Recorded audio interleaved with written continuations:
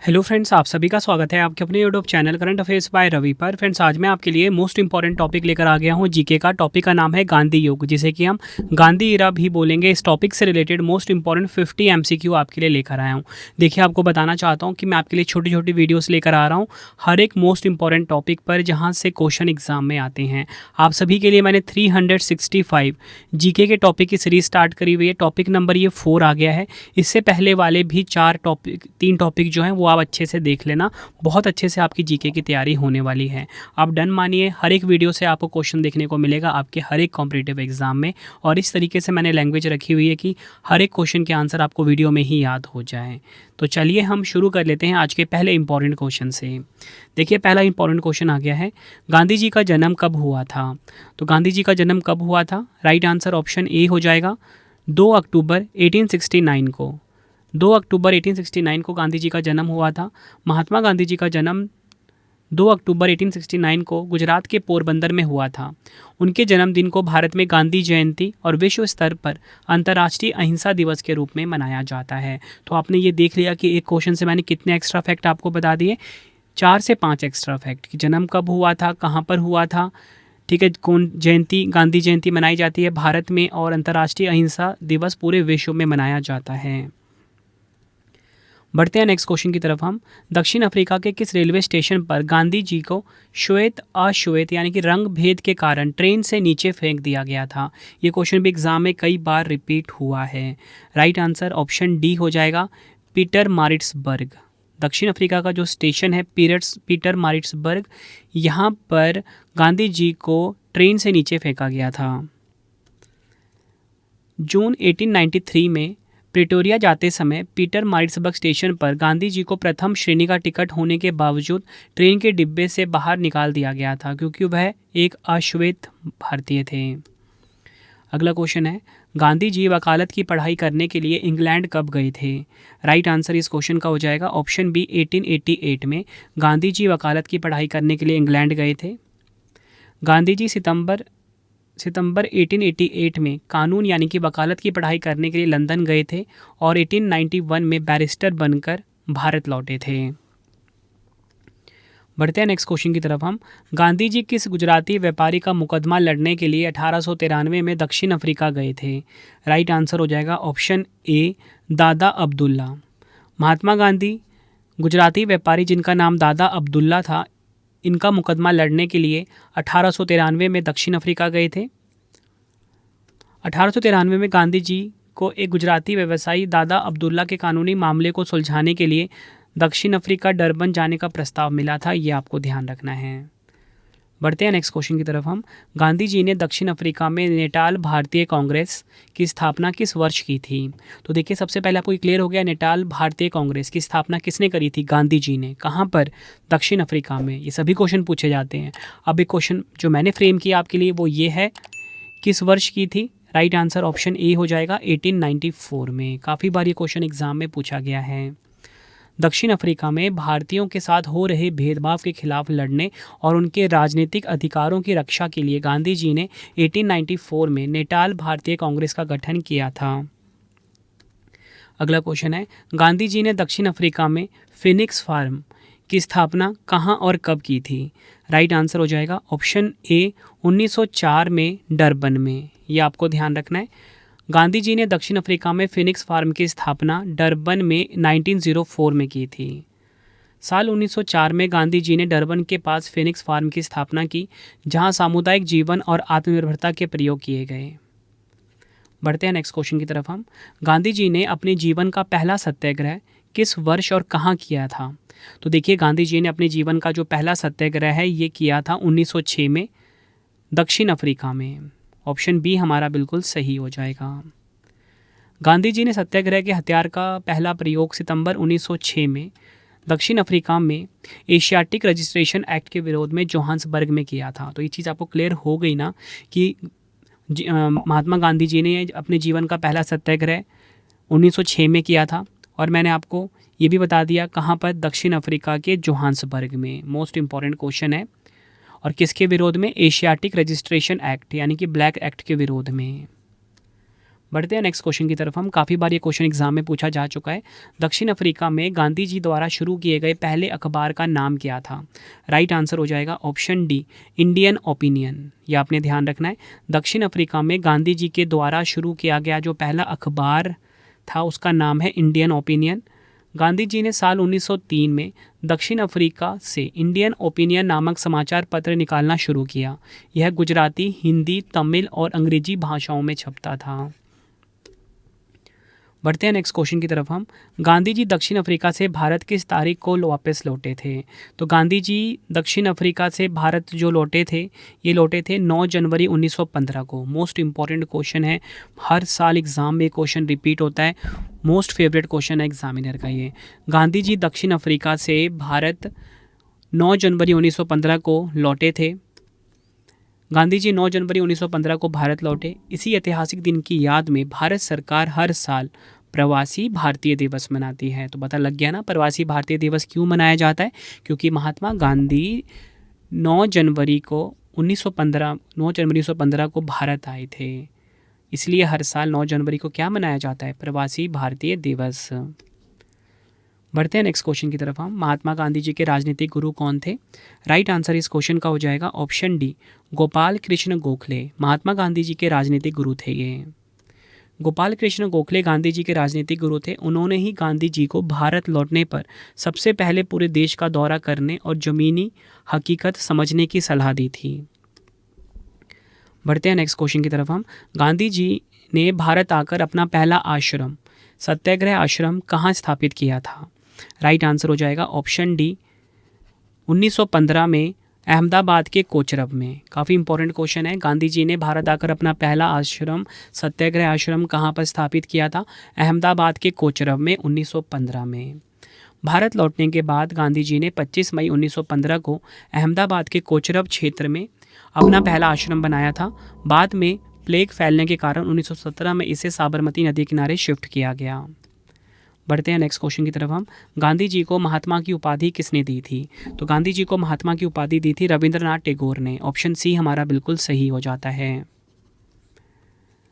चंपारण सत्याग्रह 1917 की सफलता से प्रभावित होकर रविंद्रनाथ टैगोर ने मोहनचंद करमचंद गांधी को पहली बार महात्मा कहकर पुकारा था। ये आपको ध्यान रखना है। बढ़ते हैं नेक्स्ट क्वेश्चन की तरफ हम। गांधी जी को राष्ट्रपिता कहकर सबसे पहले किसने संबोधित किया था? तो गांधी जी को राष्ट्रपिता कहकर सबसे पहले संबोधित किया था सुभाष चंद्र बोस ने। ऑप्शन ए हमारा बिल्कुल सही हो जाता है। 6 जुलाई 1944 को सिंगापुर से रेडियो रंगून के माध्यम से देश के नाम संदेश में सुभाष चंद्र बोस ने गांधी जी को राष्ट्रपिता कहकर आशीर्वाद मांगा था। ये आपको ध्यान रखना है, काफ़ी इंपॉर्टेंट क्वेश्चन ये भी है। बढ़ते हैं नेक्स्ट क्वेश्चन की तरफ हम। दक्षिण अफ्रीका से लौटते समय गांधी जी ने जहाज पर कौन सी प्रसिद्ध पुस्तक लिखी थी? राइट आंसर इस क्वेश्चन का हो जाएगा ऑप्शन बी, हिंद स्वराज। ध्यान रखना है, दक्षिण अफ्रीका से लौटते समय गांधी जी ने जहाज पर हिंद स्वराज प्रसिद्ध पुस्तक को लिखा था। 1909 में लंदन से दक्षिण अफ्रीका लौटते समय जहाज SS किल्डोनन कैसल पर गांधी जी ने गुजराती भाषा में हिंद स्वराज पुस्तक लिखी थी। ये आपको ध्यान रखना है। बढ़ते हैं नेक्स्ट क्वेश्चन की तरफ हम। गांधी जी ने भारत में अपना पहला सार्वजनिक भाषण कहाँ दिया था? ये क्वेश्चन भी एग्जाम में कई बार पूछा जा चुका है। तो देखिए, गांधी जी ने भारत में अपना पहला सार्वजनिक भाषण दिया था बनारस हिंदू विश्वविद्यालय में, BHU में, बनारस हिंदू विश्वविद्यालय में। फरवरी 1916 में बनारस हिंदू विश्वविद्यालय के उद्घाटन समारोह के अवसर पर गांधी जी ने भारत में अपना पहला सार्वजनिक भाषण दिया था। फ्रेंड्स, अगर आपको वीडियो की क्वालिटी, वीडियो का कंटेंट और आपके रवि सर की मेहनत पसंद आ रही है, वीडियो को लाइक और शेयर ज़रूर करें। कमेंट में अपना फीडबैक भी दें कि आपको वीडियो की क्वालिटी एंड कंटेंट कैसा लगता है। कमेंट बॉक्स में आप टॉपिक का नाम लिख दीजिए, कोई भी टॉपिक आपको पढ़ना है, कैसा भी टॉपिक हो GS का जो आपको नहीं समझ में आ रहा होगा, कमेंट में बता दीजिए। मैं आपके लिए बेस्ट वीडियो सिंपल लैंग्वेज में लेकर आऊँगा ताकि आपका वो टॉपिक बहुत अच्छे से क्लियर हो जाए। आपका काम है टॉपिक लिखना, मेरा काम वीडियो लाना है। अगला क्वेश्चन है, गांधी जी के निजी सचिव, प्राइवेट सेक्रेटरी कौन थे जिनका लंबी अवधि तक उनके साथ जुड़ाव रहा? राइट आंसर इस क्वेश्चन का हो जाएगा ऑप्शन ए, महादेव देसाई। गांधी जी के निजी सचिव महादेव देसाई थे। महादेव देसाई 1917 से 1942 तक गांधी जी के निजी सचिव और बेहद करीबी सहयोगी रहे। उनकी मृत्यु के बाद प्यारे लाल ने यह जिम्मेदारी संभाली। बढ़ते हैं नेक्स्ट क्वेश्चन की तरफ हम। गांधी जी को ब्रिटिश सरकार द्वारा केसर-ए-हिंद पदक से कब सम्मानित किया गया था? राइट आंसर हो जाएगा ऑप्शन ए 1915 में। गांधी जी को ब्रिटिश सरकार द्वारा केसर-ए-हिंद पदक से 1915 में सम्मानित किया गया। वर्ष 1915 में भारत लौटने पर दक्षिण अफ्रीका में बोहर युद्ध के दौरान एम्बुलेंस सेवाओं के जरिए मानवीय मदद करने के लिए ब्रिटिश सरकार ने उन्हें केसर-ए-हिंद स्वर्ण पदक दिया था। बढ़ते हैं नेक्स्ट। भारत में गांधी जी का पहला सफल सत्याग्रह कौन सा था? तो देखिए, भारत में गांधी जी का जो पहला सफल सत्याग्रह था उसकी बात हो रही है यहाँ पे, वो था चंपारण सत्याग्रह 1917। 1917 का चंपारण सत्याग्रह बिहार के चंपारण जिले में नील की खेती करने वाले किसानों के समर्थन में चलाया गया था। भारत में गांधी जी का पहला आंदोलन था ये। बढ़ते हैं नेक्स्ट क्वेश्चन की तरफ हम।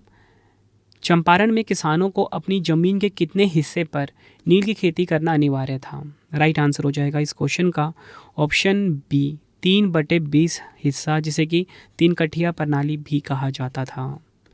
चंपारण में 3 कठिया पद्धति लागू थी, जिसके तहत किसानों को अपनी ज़मीन के प्रत्येक 20 कट्ठे में से 3 कट्ठे पर नील की खेती करना ब्रिटिश बागान मालिकों द्वारा अनिवार्य किया गया था। मोबाइल एप्लीकेशन है हमारा रवि स्टडी ऐप, ठीक है, इसे आप अपने फ़ोन में इंस्टॉल कर लीजिए।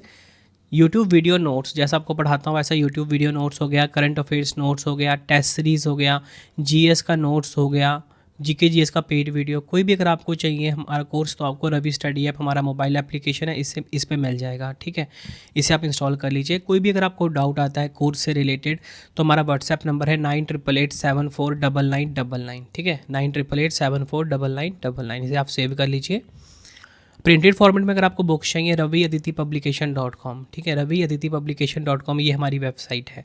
25,000 जीके जीएस का बुक चाहिए आपको या कोई भी किताब चाहिए प्रिंटेड फॉर्मेट में होम घर पे डिलीवर करवा के, तो इस वेबसाइट से आप बाय कर सकते हो raviaditipublication.com।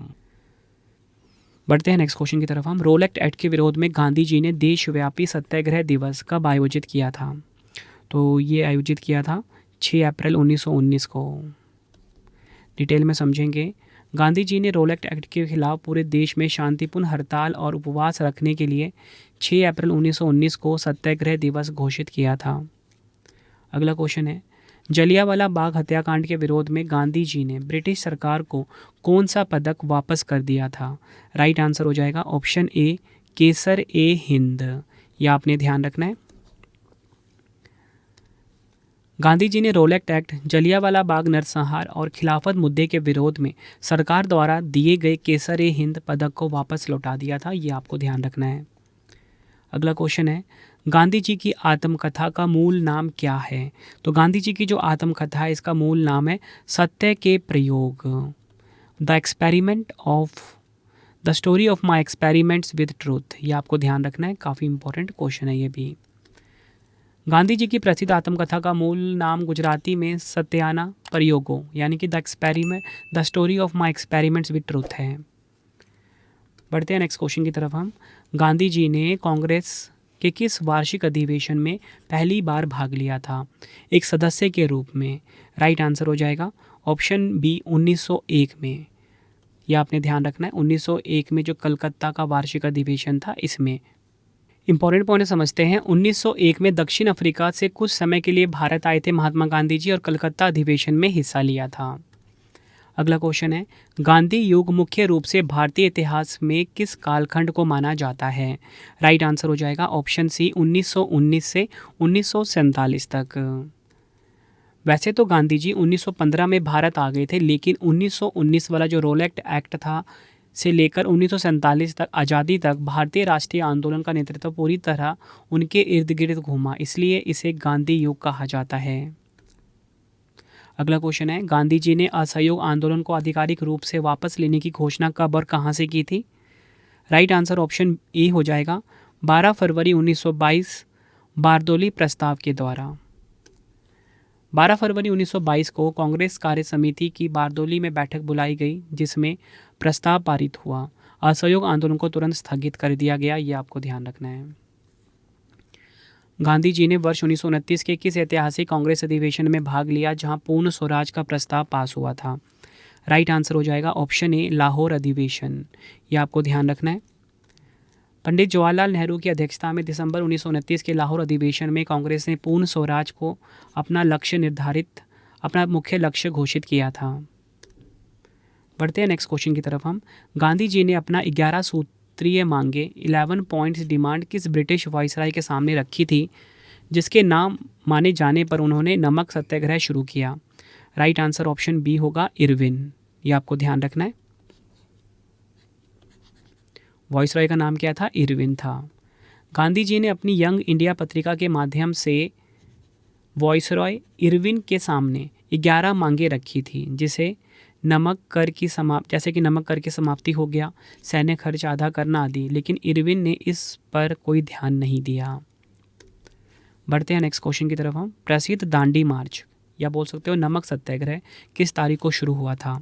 राइट आंसर हो जाएगा ऑप्शन ए, 12 मार्च 1930 को।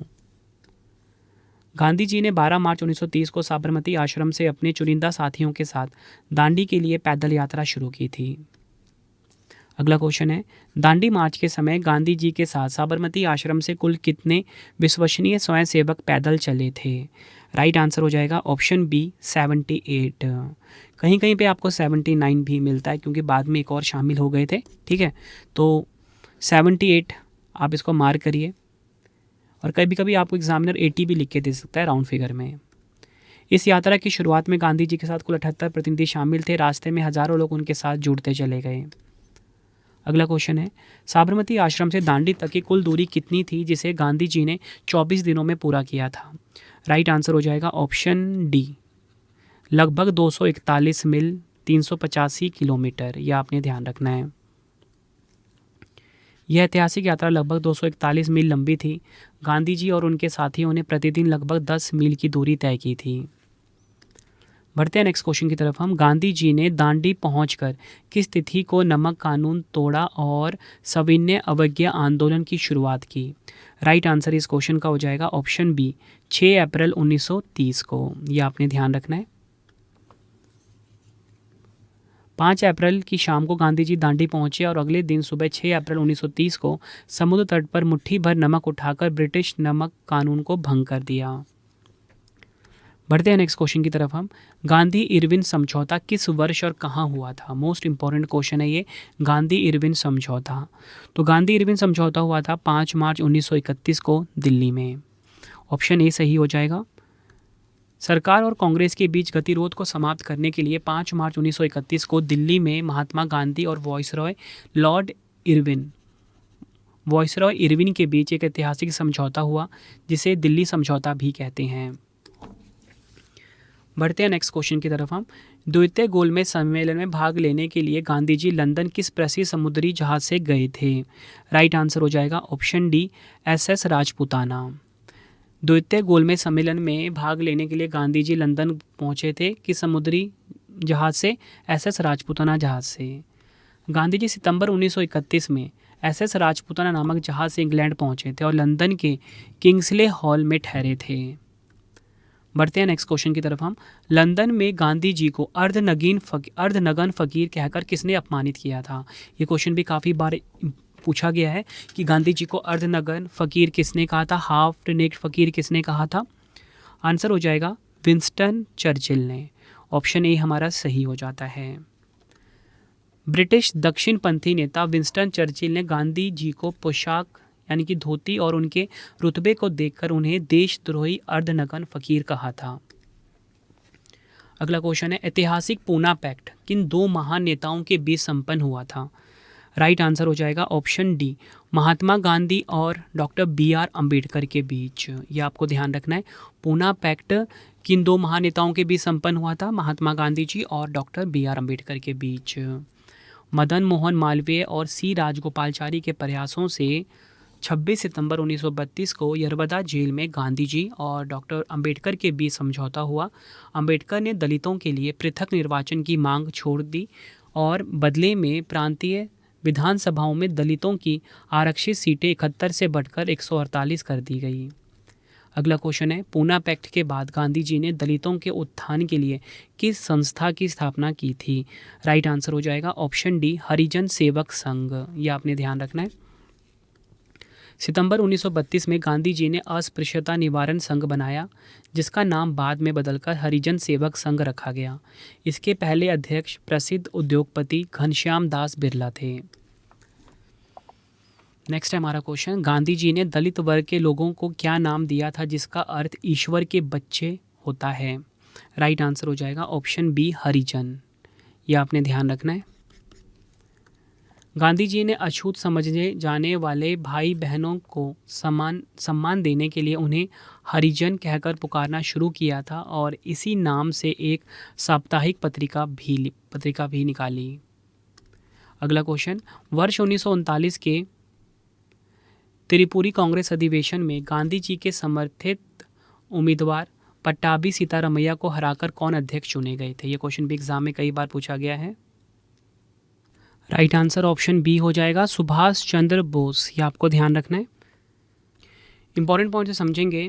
नेताजी सुभाष चंद्र बोस लगातार दूसरी बार भारी बहुमत से जीते। गांधी जी ने पट्टाभी सीतारमैया को इस हार को अपनी व्यक्तिगत हार बताया था, जिसके बाद वैचारिक मतभेदों के कारण सुभाष बाबू ने इस्तीफा दे दिया। ये आपको ध्यान रखना है। बढ़ते हैं नेक्स्ट क्वेश्चन की तरफ हम। महात्मा गांधी जी ने क्रिप्स मिशन के प्रस्तावों को क्या कहकर खारिज कर दिया था? तो देखिए, महात्मा गांधी जी ने क्रिप्स मिशन के प्रस्तावों को, यह एक उत्तर दिनांकित चेक है, यानी कि पोस्ट डेटेड चेक है, ये कहकर खारिज किया।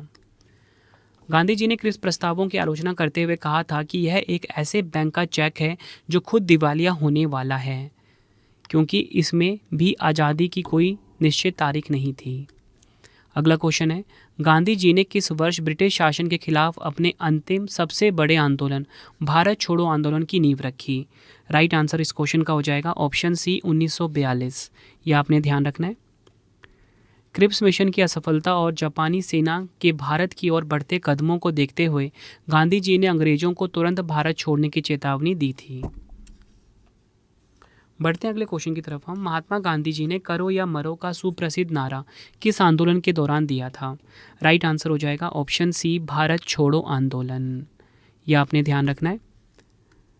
8 अगस्त 1942 को की रात बम्बई में अपने भाषण में गांधी जी ने देश को मंत्र दिया था, या तो हम भारत को आज़ाद कराएंगे या इस प्रयास में अपनी जान दे देंगे। अगला क्वेश्चन है, नोआखली में गांधी जी के शांति प्रयासों को देखकर भारत के अंतिम वायसरॉय माउंटबेटन ने उन्हें कौन सी अनूठी उपाधि दी थी? आंसर हो जाएगा वन मैन बाउंड्री फोर्स। ये आपको ध्यान रखना है।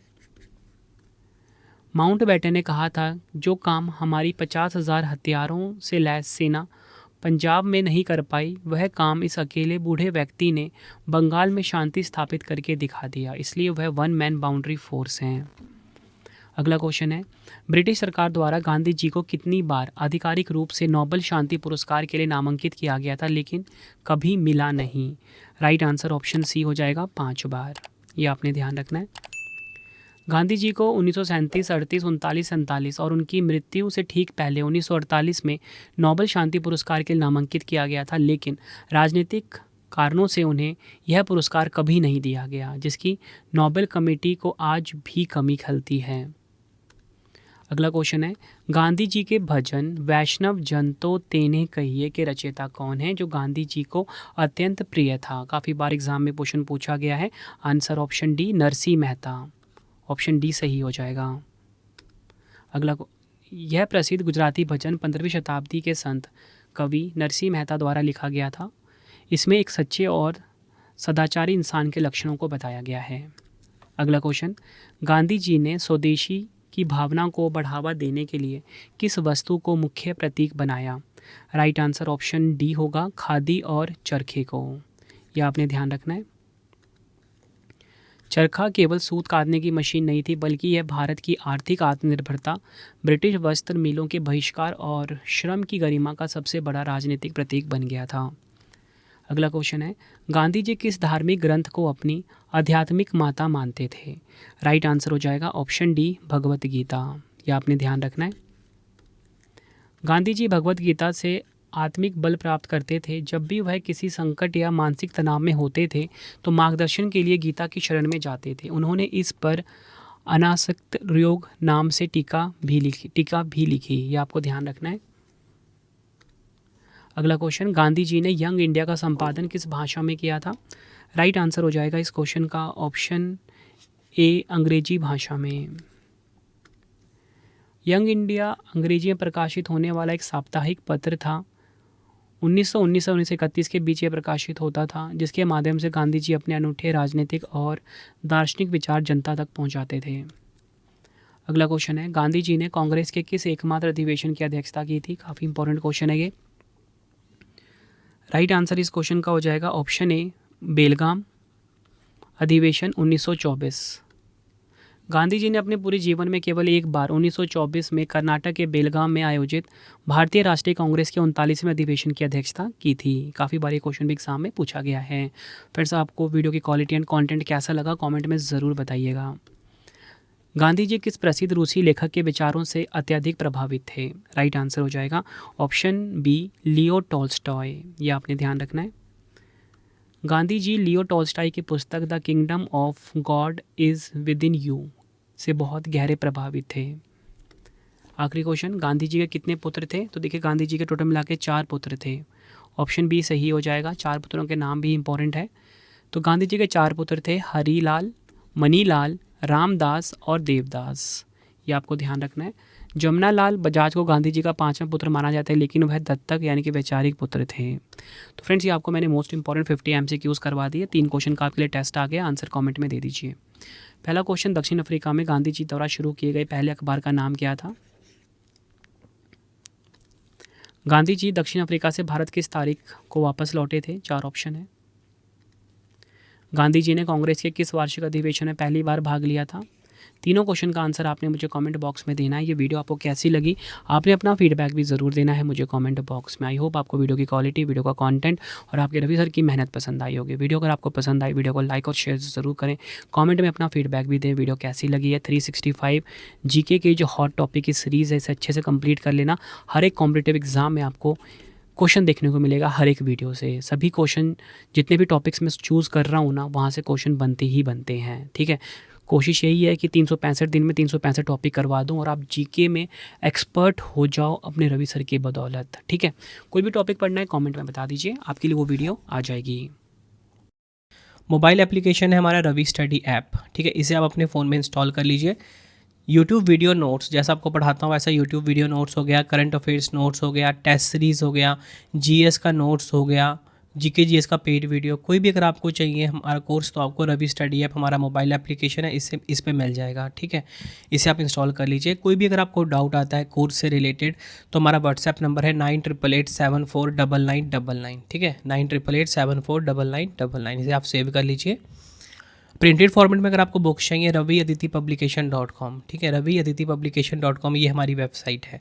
25,000 जीके जीएस का बुक चाहिए आपको, या कोई भी किताब चाहिए प्रिंटेड फॉर्मेट में होम घर पे डिलीवर करवा के, तो इस वेबसाइट से आप बाय कर सकते हो, raviaditipublication.com। ठीक है, आपको ये वीडियो कैसी लगी कमेंट में मुझे ज़रूर बताना। किस वीडियो की आपको डिमांड है ये भी मुझे आप कमेंट में बताना, मैं आपके लिए वो वीडियो ज़रूर लेकर आऊँगा। आई होप आपको वीडियो की क्वालिटी एंड कंटेंट पसंद आया होगा।